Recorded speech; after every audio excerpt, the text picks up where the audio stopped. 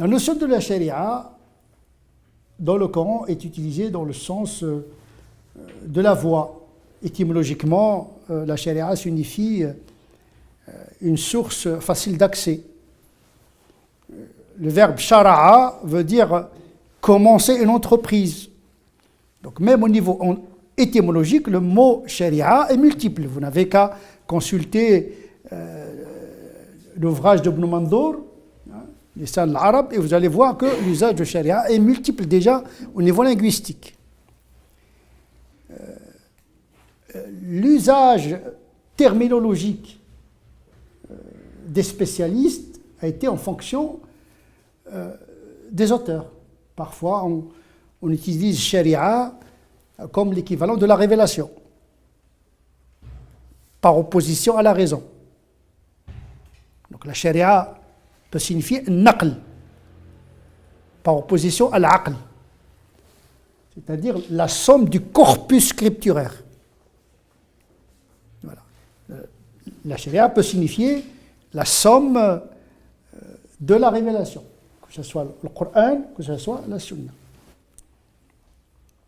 Parfois, la charia est utilisée dans le sens de la dogmatique, la aqida, tel que l'usage de l'Ajuri dans son ouvrage Kitab Sharia. Quand vous ouvrez le livre, il n'y a pas de normes, il n'y a que une approche apologétique de l'orthodoxie sunnite, donc une approche théologique. Donc vous voyez, l'usage de charia est multiple. Il peut signifier de manière plus usitée le système normatif. Parfois on le confond avec le fiqh. La charia souvent est confondue avec le fiqh. Pour moi, la charia ne peut pas être confondue avec le fiqh, puisque le fiqh n'est qu'une photographie, une lecture de la charia, c'est-à-dire la norme selon des doctrines différentes. Il y a une charia, mais il y a plusieurs doctrines de le fiqh. Ça aussi, c'est une définition. Et quand je parle de la charia normative, la charia de minorité, pas des minorités, de charia de minorité, c'est que j'opte toujours par épistémologie de la réalité. C'est à partir de la réalité que je confectionne ma terminologie. Notre réalité est fluide, provisoire, dynamique, où tous les groupes sont minorés. Il n'y a pas une majorité planétaire, puisque désormais nous sommes dans un monde mondialisé.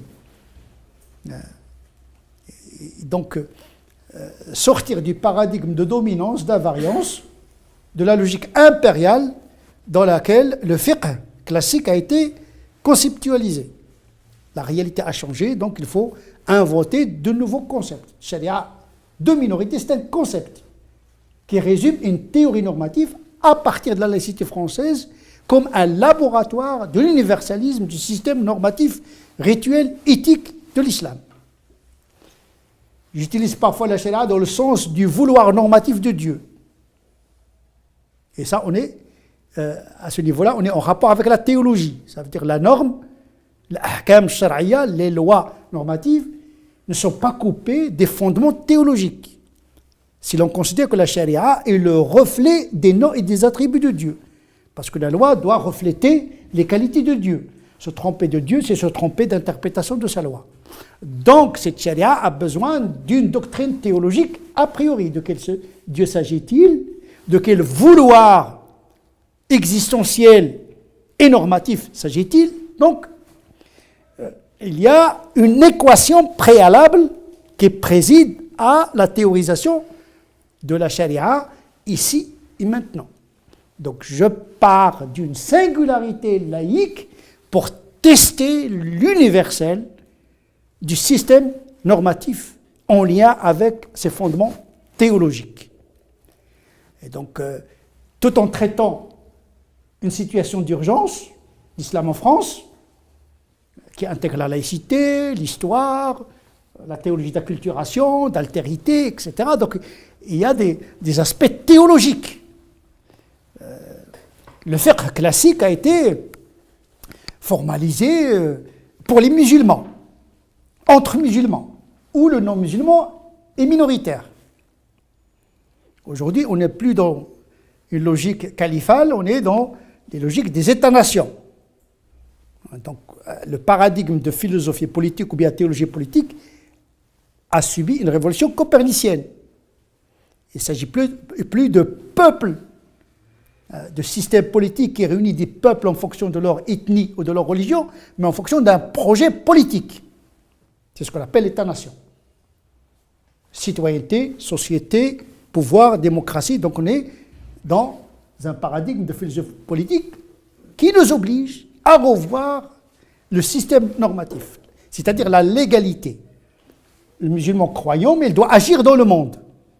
L'agir doit être orienté par des normes, mais ces normes doivent être fermes dans leurs principes, plastiques et fluides dans leur traduction en fatwa, en ahkam. Le hukm yataghayyar, la loi change, mais le principe ne change pas. L'égalité est universelle, la dignité est universelle, la justice est universelle, et le Coran il a traduit ces principes dans le modèle anthropologique du moment coranique. Ce qui va m'intéresser, ce n'est pas la reproduction des lois qui ont intégré le modèle anthropologique, mais la méthodologie divine de Tenzil, comment Dieu a intégré son vouloir dans les limites anthropologiques de l'époque.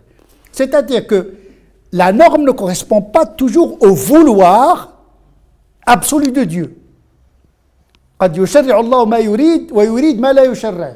Il peut légiférer quelque chose qu'il n'approuve pas, il peut aimer quelque chose pour laquelle il ne met pas de règles, parce que le principe de réalité veut qu'il n'y a pas de révélation qui vient répondre à une situation qui pourrait résister à la norme.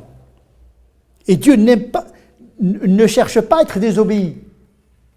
Quand il révèle le Coran, comme disait l'imam Shatibi, qui dit prophète dit Coran, il dit le prophète n'a pas énoncé une loi avant de s'assurer de la disponibilité, de la prédisposition de ses compagnons. Il y a l'éducation, mais la norme vient après la préparation, pas avant. Aujourd'hui, on inverse. On pense qu'avec des fatwas, on va éduquer les gens. Ça nous manque une pièce. Le travail des soufis, le travail des maîtres spirituels, les moralistes, qui élèvent les âmes pour accepter une loi. Donc le fiqh, à un moment donné, est devenu une pièce désarticulée par rapport à la machine théologique, spéculative et théologique mystique. Donc il faut réintégrer tout ça tout en conservant la logique du normatif. La logique du théologique, c'est une chose, la logique du normatif, c'est une chose, mais ils ne sont pas en rupture totale.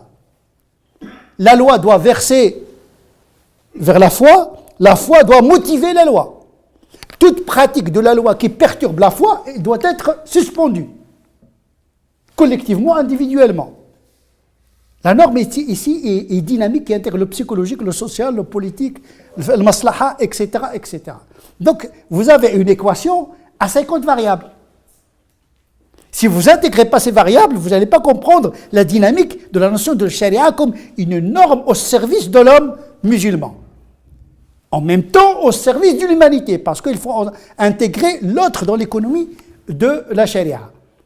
Le fiqh ancien, il parlait aux musulmans. Aujourd'hui, comment se réaliser normativement en intégrant l'autre qui est différent?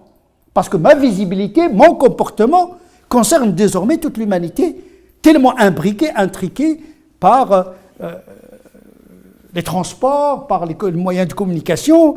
Nous sommes désormais dans un monde de transparence, d'intrication. Donc la charia, ce n'est pas une reproduction mécanique d'une loi qui a été forgée par le shafi'isme, le malikisme, etc. Non, la charia, il part des principes de l'esprit de la charia en prenant en considération le principe de réalité.